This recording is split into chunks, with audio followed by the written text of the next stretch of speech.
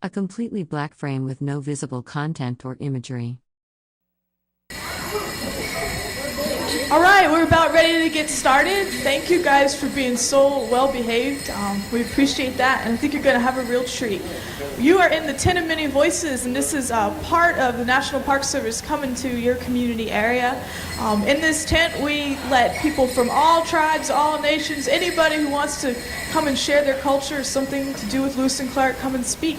And so today we have a real treat. We're going to have Yakama dancing, and it's going to be from the Moses Hyipeer family, and I'll let Moses introduce his family members as we go along. So please welcome Moses and his family today. A person wearing an olive-colored jacket and a wide-brimmed ranger hat stands at a microphone on a stage. Behind them, another person in light-colored clothing and a blue hat stands to the left. A black banner with white text listing various government agencies is visible in the background.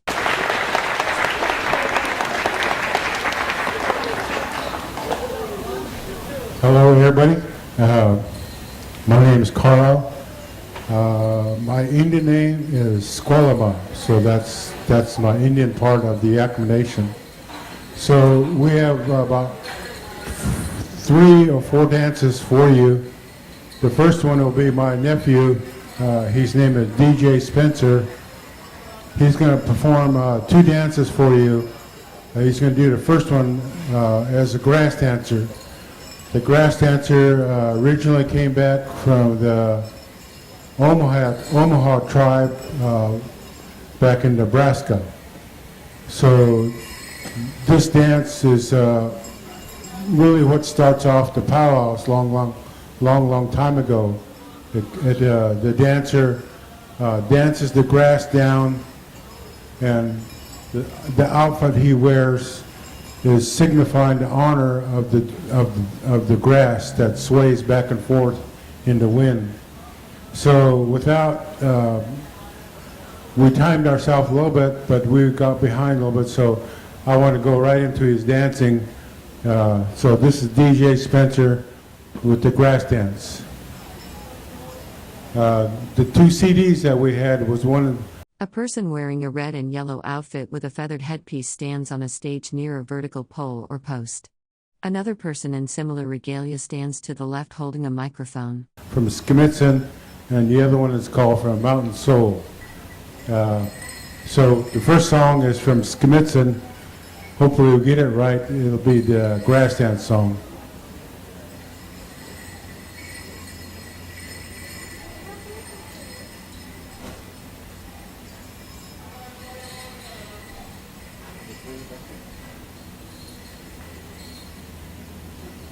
And now, ladies and gentlemen, from Little Pine, Saskatchewan, Red Bull.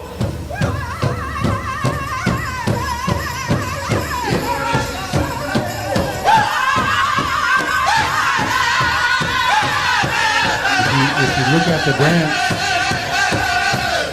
and the feet all match up with the drum. Every time your foot goes down to the ground, the drum beat does the same thing.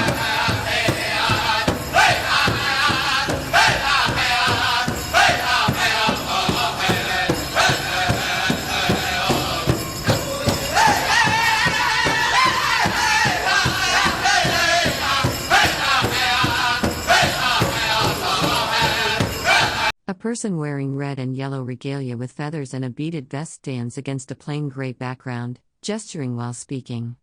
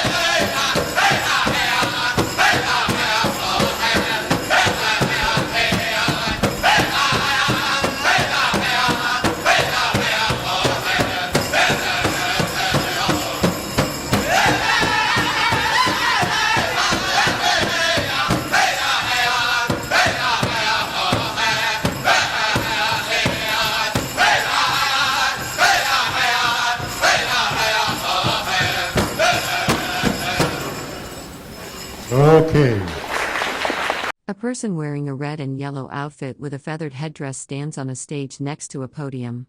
Text at the bottom mentions the Department of Agriculture, Forest Service, and Department of Energy. If you notice, when we have dances and dance contests, it usually has 4, maybe 5 verses. So 4 verses usually is the minimum for our dance contest. To exercise and go around as an intertribal, we go around with 5 verses or more.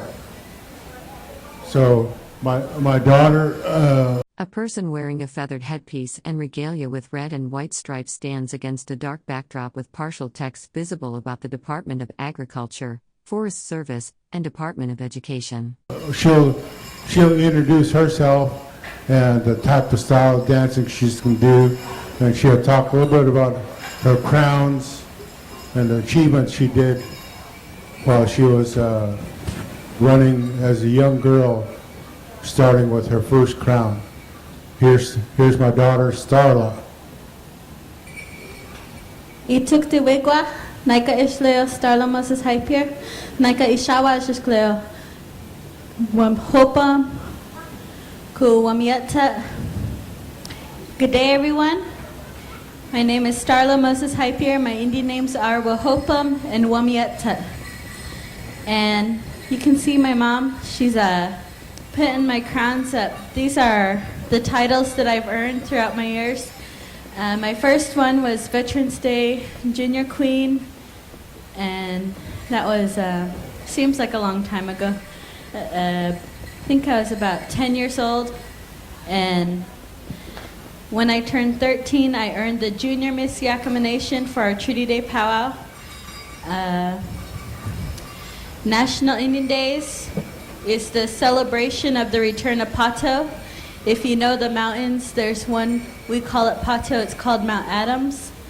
And it was President Nixon who returned the mountain to the Yakama people. And that's what that powwow is held. And then there's also Tuxin Mapu, and that is the University of Idaho powwow. And then decorative panels arranged in a row display various artworks. On the left is a woven textile with geometric patterns.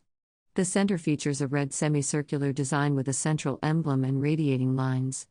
On the right is a panel with floral imagery and green borders. I had run for Miss Yakama Nation, and the first year they gave me the woven hat you see here. And this is an old style hat. Usually the women in the longhouse wear these to signify their place in the longhouse as root diggers, berry pickers, gatherers for the people. And this is the contemporary style of that hat. You can see it matching beadwork. I also have a rose hat. That was my first one. Roses are my favorite flower, and if you'll see the stars in the back, that's for my name, Starla. And the colors is because I love to be colorful.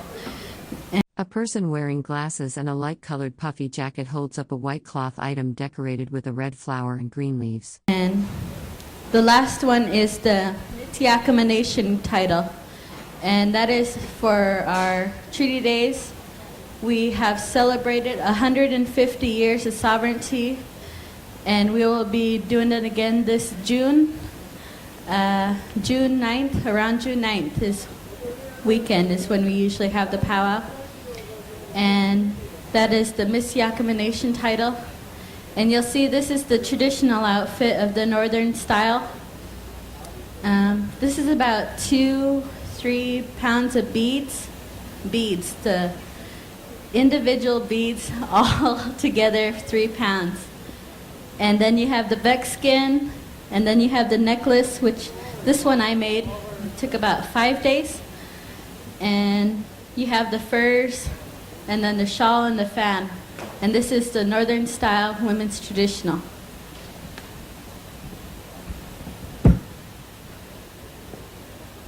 Ladies and gentlemen, international singing champions, High Noon.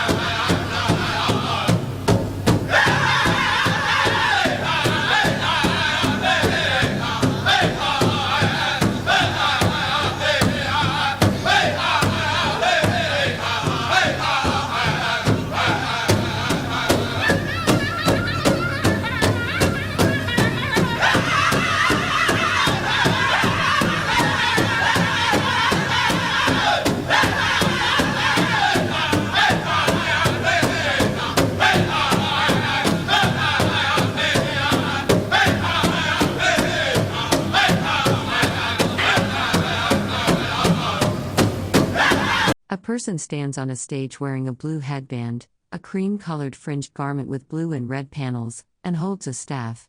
They face toward the left side of the frame against a dark background.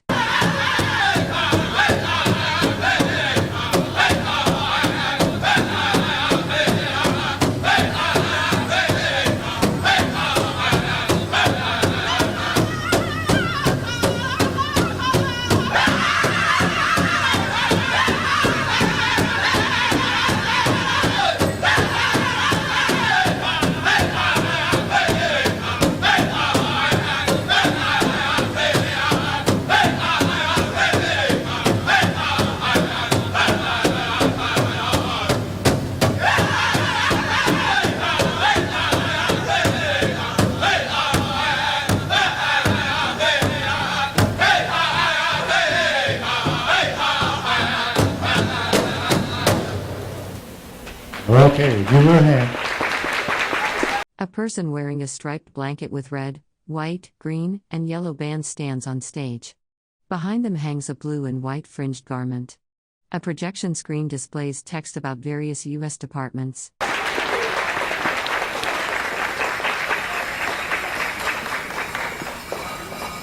Okay, we're going to bring DJ back out. He's going to do the round bustle. This round bustle dance is something that we in the Northwest can claim as our own original dance. It's a bustle that, a round bustle means that one bustle for each arm and one tail bustle. That's our style of dancing long time ago. So this song that it's going to be, it's usually a medium to sometimes a medium fast song.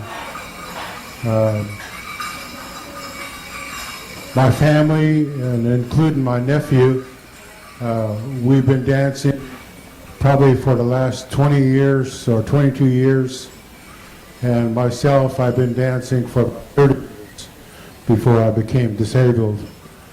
So DJ is going to do which is called a round bustle dance. Okay, thank you. A person wearing a red and yellow feathered headdress and ornate beaded regalia stands on a stage. Another person in tan-colored clothing with a large feathered headdress stands in the foreground. A flag is visible on the right side.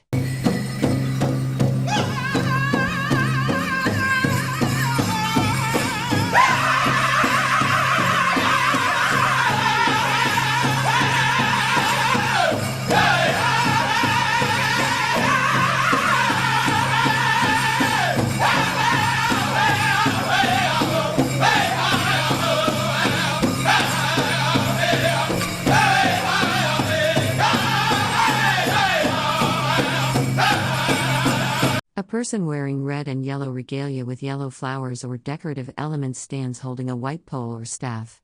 Yellow flowers are arranged around them in the frame.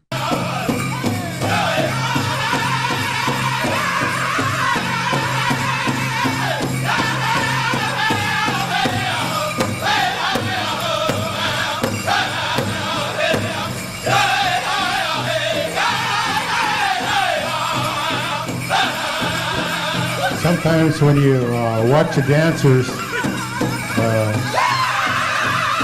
try to imitate an animal or a bird in nature. How birds and animals move around and walk the earth, or they fly around on earth.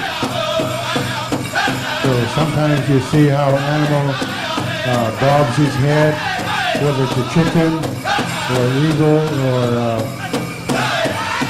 or even a bear. These are some type of dances that we try to imitate.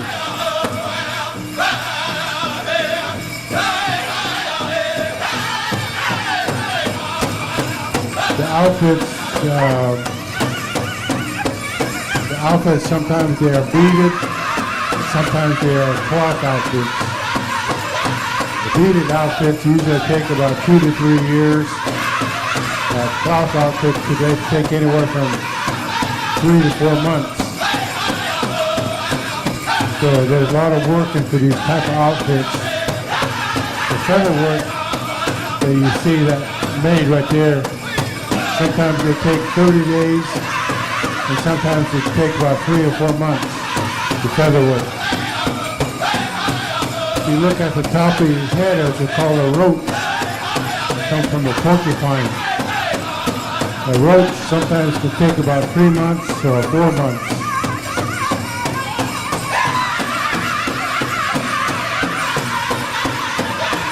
A person stands at a microphone wearing a red and yellow outfit with a feathered headdress and holding a long white staff or pole. Yellow and red decorative elements are visible in the blurred background. Feathers that you see on top of his rope, we don't go out and shoot the eagles. The U.S. government, there's a place in Portland called the Eagle Repository. We put in a request. If a dead eagle arrives over there, and we put in a request for an eagle, then that eagle is given to us, so that we can use it either in our fan or on our roach up here on top. All right, give him a hand. 2 people in beaded regalia and feathered headpieces stand on a small stage near a wooden podium. One person wears blue and gold clothing on the left, while another in red and white regalia stands center right. Text on a banner lists government departments.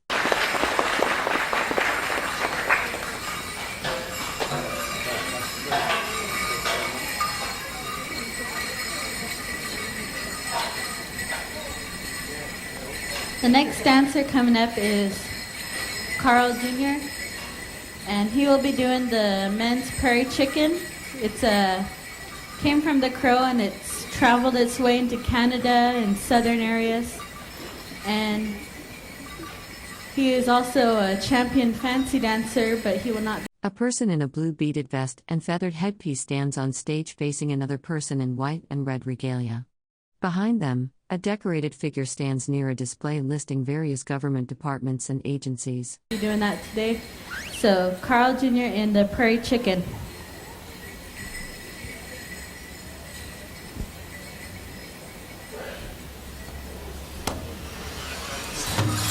Contest time, stand by, 2 minutes.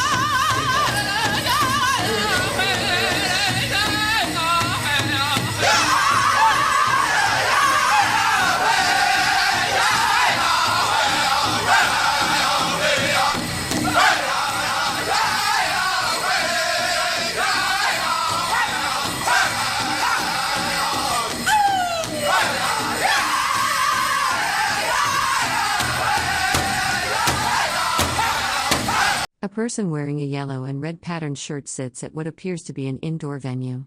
Yellow flowers are visible on the left side of the frame. The background shows a plain blue wall.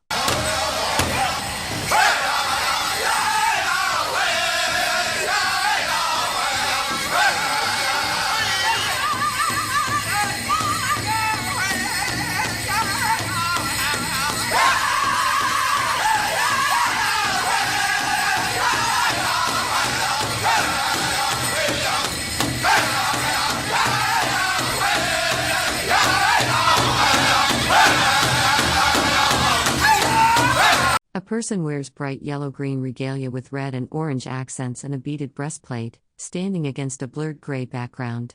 The image is pixelated at low resolution.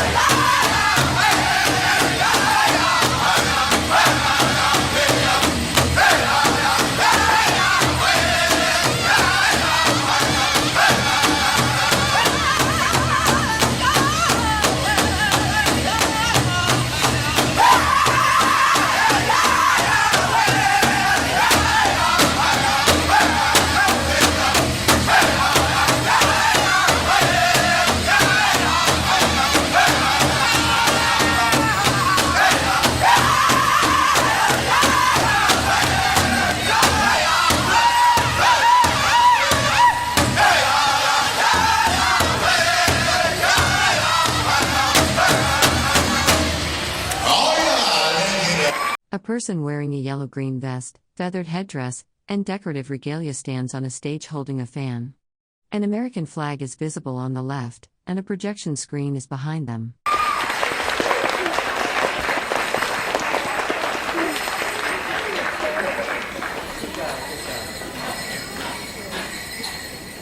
Okay, that's a short program for us. Usually we put on a 2-hour presentation for people in a large group like this. Usually there's 2 other people that dance with us, and we put on performances pretty much throughout the Northwest, all the way up to Mount Rainier.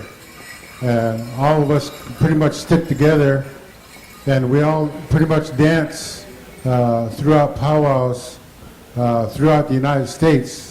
A person wearing a feathered headpiece and striped blanket speaks into a microphone on a stage. Another person in beaded regalia stands beside them. Visible text on the backdrop references various U.S. government departments. And we call Indian country. So with this little program that we gave you, we hope you give you a little bit idea of this type of style of dancing that we have. And we'd like to thank the people that invited us to be with you. Thank you. All right, give them a round of applause, please.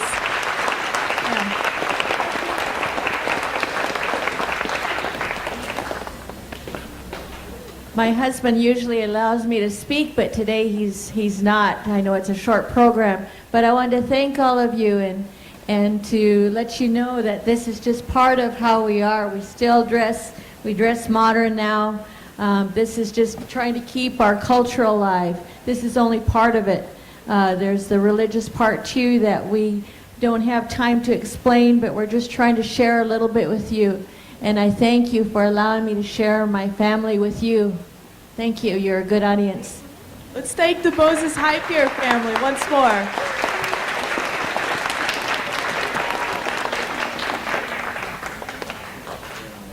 A person stands at a wooden podium on a small stage.